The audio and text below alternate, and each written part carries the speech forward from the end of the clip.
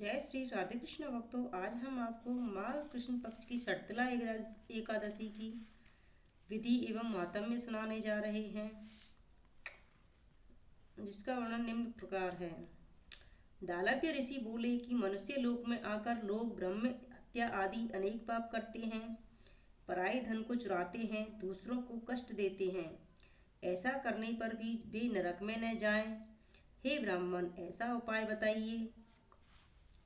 हे भगवान, अल्पदान करने से अनायास पाप दूर हो जाए, ऐसा कोई संकल्प है तो उसे कहिए। पुलस्त्य मुनि बोले, हे महाभाग, तुमने बहुत सुंदर प्रश्न किया है, जिसको ब्रह्मा विष्णु और इंद्र आदि देवताओं ने किसी से नहीं कहा। तुम्हारे पूछने पर उस गुप्त बात को मैं तुमसे कहूँगा। माघ मास के आरंभ में ही शुद्धता से स्नान करके इंद्रियों को वश में करे। काम, क्रोध, घमंड, ईर्ष्या, लोभ और चुगली, इनसे मन को हटाकर जल से हाथ पैर धोकर भगवान का स्मरण करे। ऐसा गोबर ले जो पृथ्वी पर न गिरा हो, उसमें तिल और कपास मिलाकर पिंड बना लें। उनके 108 पिंड बनाएं। यदि माघ माह के महीने में पूर्व आषाढ़ व मूल नक्षत्र में एकादशी आ जाए तो उसमें नियम लें और कृष्ण पक्ष की एकादशी को नियम लें। उसका पुण्य फल देने वाला विधान मुझसे सुनो। स्नान करके पवित्र होकर कीर्तन करते हुए एकादशी का उपवास करें। रात्रि में जागरण करें और गोबर के बने हुए 108 पिंडों से हवन करें। शंख चक्र गदाधारी भगवान विष्णु का पूजन करें। चंदन अगर कपूर चढ़ावे, भूरा मिला हुआ नैवेद्य चढ़ाकर बारंबार कृष्ण का नाम स्मरण करें। हे विपेंद्र, पैठा, बिजौरा और नारियल आदि से पूजा करें। यदि इन सब का अभाव हो तो सुपारी ही श्रेष्ठ है। फिर अर्घ्य देकर जनार्दन का पूजन करके प्रार्थना करें। हे कृष्ण, आप दयालु तथा पापियों को मोक्ष देने वाले हो। हे परमेश्वर, संसार सागर में डूबे हुए प्राणियों पर आप प्रसन्न हों। हे पुंडरीकाक्ष, हे विश्वभावन, आपको बारंबार नमस्कार है। हे सुब्रमण्य, हे जगतपते, मेरे दिए हुए अर्घ्य को लक्ष्मी समेत स्वीकार करिए। फिर छत्र, उपहन और वस्त्र आप ब्राह्मणों को देकर पूजन करें। जल से भरा हुआ कलश दें और कहें कि श्री कृष्ण भगवान मेरे ऊपर प्रसन्न हों। हे द्विजोत्तम, काली गौ और तिल पात्र अपनी शक्ति के अनुसार उत्तम ब्राह्मण को दे देना चाहिए। हे मुनि, स्नान और भोजन में सफ़ेद और काले तिल उत्तम हैं, इसलिए यथाशक्ति ब्राह्मणों को भी दे देना चाहिए। तिल से स्नान, उबटन, होम, तर्पण, भोजन और दान करें। ये 6 प्रकार की विधि पापों का नाश करती हैं। इसी एकादशी का नाम षटतिला है। नारद जी बोले, हे कृष्ण, भक्त भावन षटतिला एकादशी से क्या फल मिलता है? यदि आप मेरे ऊपर प्रसन्न हैं तो इतिहास मुझसे कहिए। श्री कृष्ण बोले, हे ब्राह्मण, जैसा वृतांत मैंने देखा है मैं वह तुमसे कहता हूँ। षटतिला एकादशी की कथा। एक ब्राह्मणी मनुष्य लोक में ब्रह्मचर्य व्रत का पालन करती हुई देवताओं का पूजन करती थी। वह पूरे मास उपवास करती हुई पूजा में लगी रहती थी।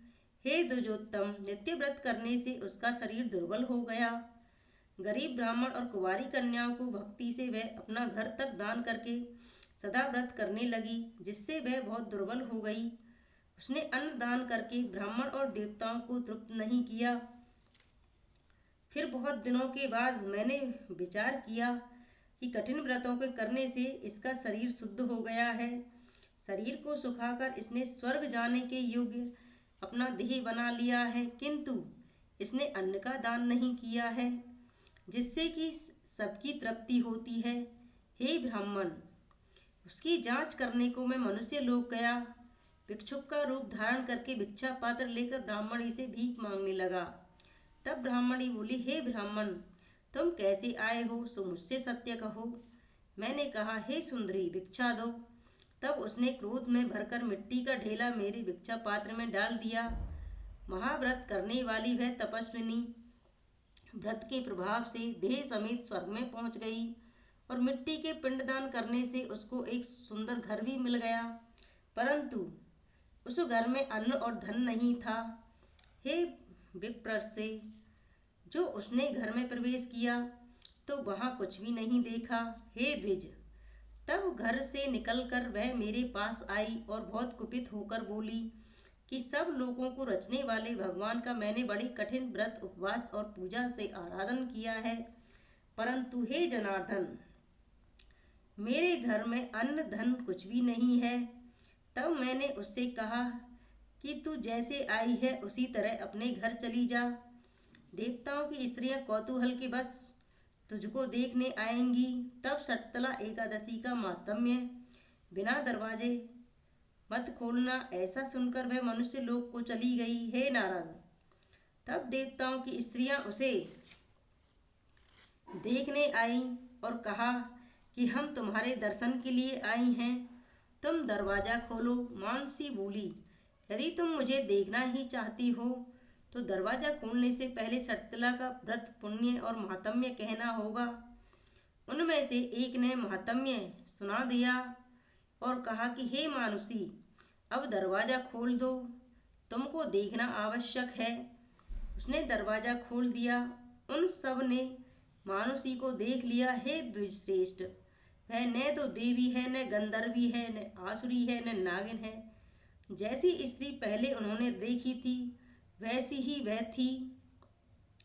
देवियों के उपदेश से सत्य पर चलने वाली उस मानसी ने भुक्ति और मुक्ति को देने वाली शतला एकादशी का व्रत किया।